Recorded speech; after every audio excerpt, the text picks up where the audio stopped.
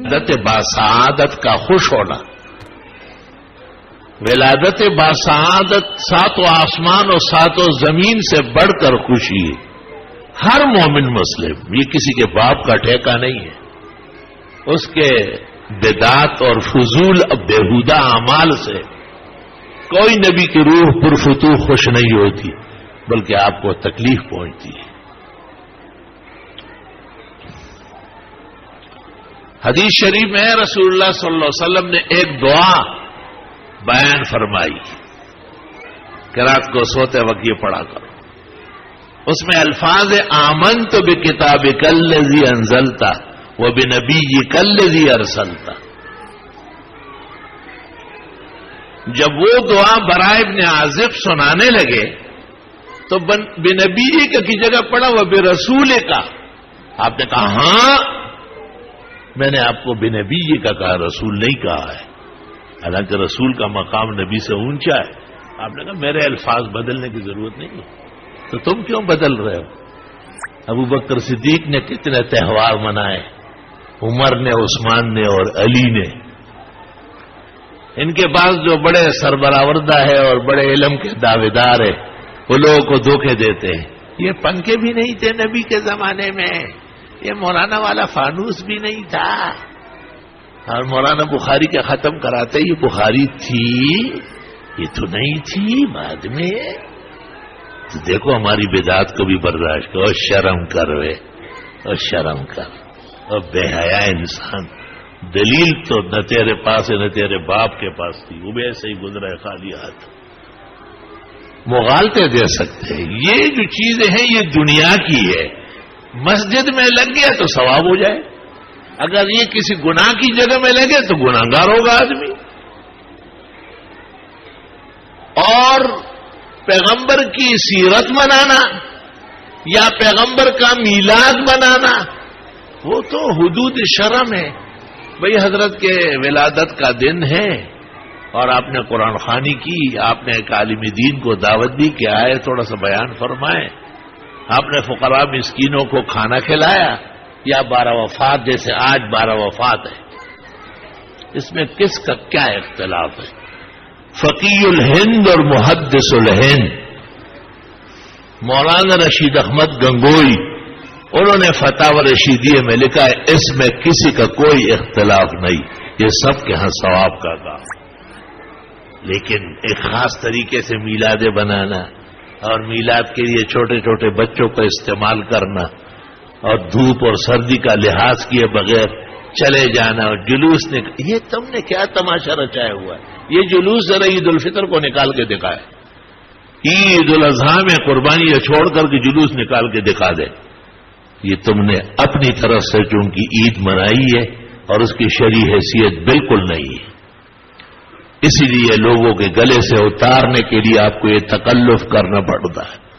ہمیں تو آپ پر رحم آتا ہے کہ بننا ہے، منانا نہیں ہے، بس فرق صرف اتنا ہو گیا کہ حضرت محمد مصطفیٰ احمد مجتبیٰ کی تشریف آوری، آپ کی تشریف آوری کا کیا کہنا ہے؟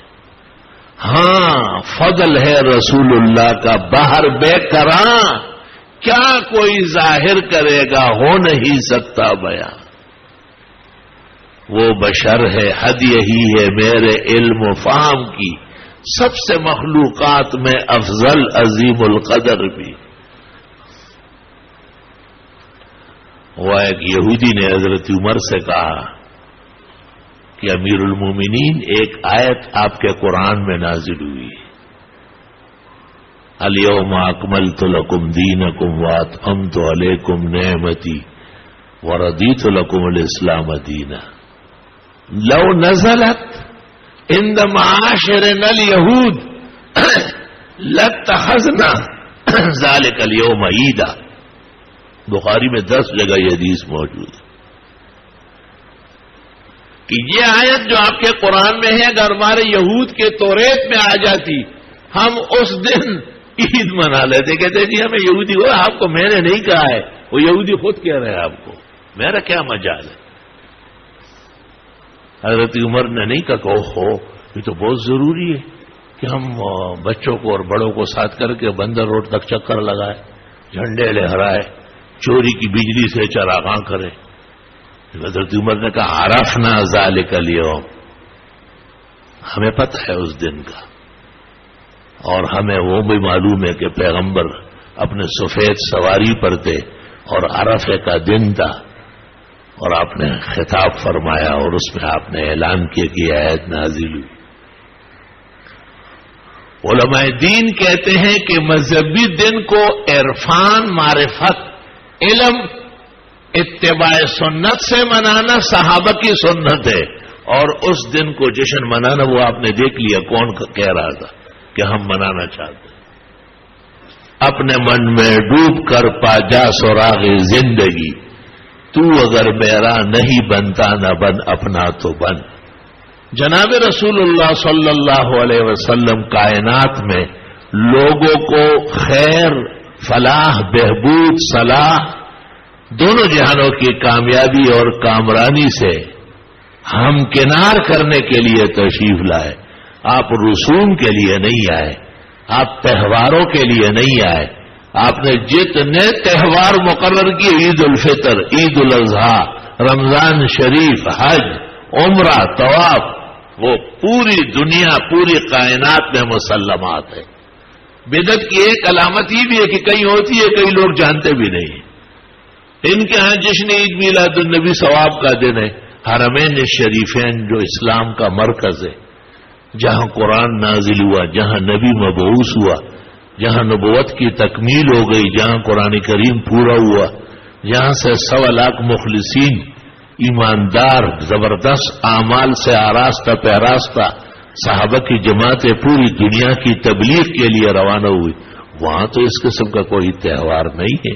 اللہ سبحانہ و تعالی مسلم امت کو اپنے رسول اور نبی کی حیات جاویداں کے مطابق زندگی بنانا نصیب فرمائے. صرف منانے سے ہمیں کیا خوشی ہوگی، اور منانا تو یہاں سے وہاں تک منا لیا، واپس آیا اور جتنی کوتھی ہوتی آن کھلوتی، جیسے تھا اسی طرح ہی واپس آیا. نہیں، بننا ہے بھائی. جن کی داڑیاں نہیں ہیں وہ داڑیاں رکھے، یہ بننا ہے نا. بننا اور کیا ہوتا ہے؟ کوئی جرمنی جا کے بننا ہے کیا؟ جن کی نمازوں میں کمی ہے وہ نمازیں پابندی سے پڑھے. جن کے گھروں میں ہماری بہنیں اور بھابھیوں کا پردہ نہیں ہے ان کو حجاب شرعی کرواؤ. جن کی بٹن پٹیاں ابھی تک صحیح نہیں ہے وہ بٹن پٹیاں قمیص کے گریبان دائیں بائیں پہ کرے. جس طرح آپ نماز میں ہاتھ باندھتے اور دائیں بائیں پر باندھتے، اس طرح قمیص، واسکٹ، کوٹ، شیروانی، جبہ، عبا، یہ تمام چیزیں سنت کے مطابق اس طرح ہی آپ پہنیں گے. 1,24,000 انبیاء و مرسلین کی داڑھی رہی، آپ نے کیوں داڑھی منڈائی؟ کون سی نیکی کمائی؟ کمزوری ہے. جلدی سے جان چھوڑا لو. تم سوچو گے کہ ابھی بہت کام باقی ہے اور اچانک موت آ جائے گی. موت تو کوئی الارم دیتی نہیں ہے. موت تو اللہ نے یہ وہ اسرار و حکم ہے جو اپنے پاس رکھے. محدثین کہتے ہیں نہ ملائک کو پتا، نہ انبیاء کو، نہ اولیاء کو، نہ زندوں کو، نہ مردوں کو. ایک شخص نے آپ سے کہا کہ حضرت مجھے بہت ڈر لگتا ہے آج کل، بہت ڈر لگتا ہے. وہ کیا ہو رہا ہے تجھے؟ اسی بس یہ خوف ہے کہ شاید کل مر جاؤ، کل نہیں تو پرسوں مر جاؤ. آپ نے کہا انک لشجاع، بڑا بہادر آدمی ہے، آج بے فکر ہے. آپ نے اسے کھجور ہاتھ میں لی اور فرمائے اس کھجور کے میرے منہ میں پہنچنے سے پہلے مجھے خوف ہے وانا رسول اللہ کہ میری موت آ سکتی ہے اس درمیان میں. آج آپ تو بڑے بہادر بنے ہوئے، کل کی باتیں کر رہے ہیں، پرسوں کی کر رہے ہیں. اس لیے علماء دین کہتے ہیں کہ توبہ کرنے میں، صلاح فلاح قبول کرنے میں دیر کرنا اپنے ساتھ احسان نہیں ہے بلکہ بہت بڑا نقصان ہے. اللہ تعالیٰ میں سچائی، صدق، امانت اور دیانت سے حضرت محمد مصطفیٰ احمد مجتبیٰ و امین اللہ علی وحی السما شافع الشفعاء یوم الجزا کی سیرت طیبہ، آپ کا اسوہ حسنہ، آپ کی حیات کے ربیع الاول میں فخر المرسلین النبی الخاتم والمختم صلی اللہ علیہ وسلم متولد بھی ہوئے ہیں اور متوفا بھی ہوئے ہیں. آپ کی ولادت بھی اس مہینے میں ہے اور وفات بھی. شرعاً ولادت باعث تشکر ہے اور وفات منانا یا اس کے رسوم بجا لانا اور اسے طول دینا پسند نہیں کیا گیا ہے. شاید یہی وجہ تھی کہ 1300 سال تک تو 12 وفات تھی اور 1300 سال کے بعد جب 14ویں صدی شروع ہو گئی تو جشن عید میلاد النبی نکلا ہے اور کیا کیا تماشے ہیں وہ سب آپ کے سامنے. اس وقت 2-3 باتیں عرض کرنی ہے. لا الہ الا اللہ. ایک بات تو یہ ہے کہ دیکھو، ایک عام گھرانے میں بھی جب بچہ پیدا ہوتا ہے تو لوگ خوشی مناتے، مبارک ہوئے بچہ ہوا، اللہ نصیب کرے، خدا تعالی زندگی دے، صحت دے. پھر جتنے بڑے اور ذمہ دار کے ہاں بچے پیدا ہوتے اتنے ہی زیادہ منصب اور ذمہ سمجھا جاتا ہے. تو پھر ایک ایسی ہستی جن جیسے نہ اولین میں ہوئی اور نہ آخرین میں ہوئی، جو انبیاء و اولیاء و متقین اور پارساؤں کے اسعد السادات ہے، قدوہ اور امام ہے اور خیر کا گنجینہ اور خزانہ ہے، الشافع المشفع ہے، جناب محمد مصطفیٰ احمد مجتبیٰ صلی اللہ علیہ وسلم کی ولادت یقیناً بہت بڑی خوشی اور مبارک لمحہ ہے. امتوں کے لیے اندھیرے چھٹ گئے، روشنی آ گئی. اللہ اکبر. فرق صرف اتنا ہے کہ آیا میلاد کے عنوان سے یا پیغمبر کی سیرت و صورت کے عنوان سے منانا ہے یا اپنے آپ کو اس کے مطابق بنانا ہے. بس یہ فرق. کچھ لوگوں نے منانے کو اصل سمجھ لیا. ان کے نزدیک نہ داڑھی رکھنا کوئی ضروری ہے، نہ نمازوں کی پابندی ضروری ہے، نہ جماعت ہونا چاہیے. اگر اس طرح ہے تو بہت اچھا ہے اور اللہ تعالیٰ انہیں توفیق دے. لیکن ہم تو یہ سمجھتے ہیں کہ نہیں، وہ منانے کو ہی اصل سمجھے ہوئے، جبکہ پیغمبر منانے کے لیے نہیں بلکہ امتوں کو ان کے مطابق اپنے آپ کو بنانے کے لیے اللہ تعالیٰ نے رسول و نبی کو بھیجا ہے. اختلاف جشنوں کا، اختلاف و کمکموں کا، ان چراغاں کا نہیں ہے. اختلاف یہ ہے کہ منانا ہے یا اپنے آپ کو اس کے مطابق بنانا ہے.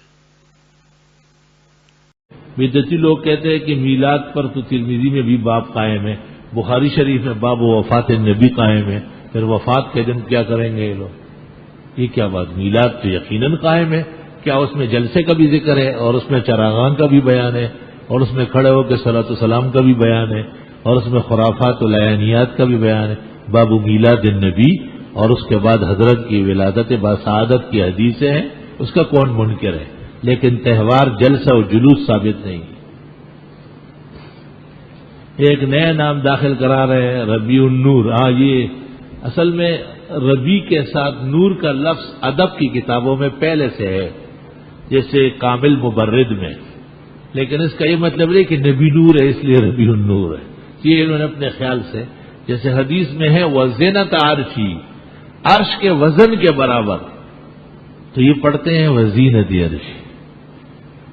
تو مولانا احتشام الحق تقریر میں کہتے تھے کہ ایک خطیب نے شعر پڑھا کہ دریا بہا بند، ایک شعر ہے اس کا مصرع ہے، دریا بہا بند. تو ایک عوام بیٹھا ہوا تھا، جیسے بھی زور لگا کے آگے آ رہا تھا، وہ بڑا ہنس رہا تھا منہ کھول کھول کے. وہ خطیب بڑا حیران ہوا کہ مشکل ترین شعر ہے اور یہ آدمی سمجھ رہا ہے. تو اس سے نماز کے بعد پوچھا کہ آپ کو بہت مزہ آیا؟ جی بڑا مزہ آیا. کیسے؟ کہا دریا میں جو بندر ڈوب رہا تھا لڑکیاں کھا رہا ہوگا، کیا مزہ آ رہا ہوگا. دریا میں بہا بند کو بندر بنا دیا.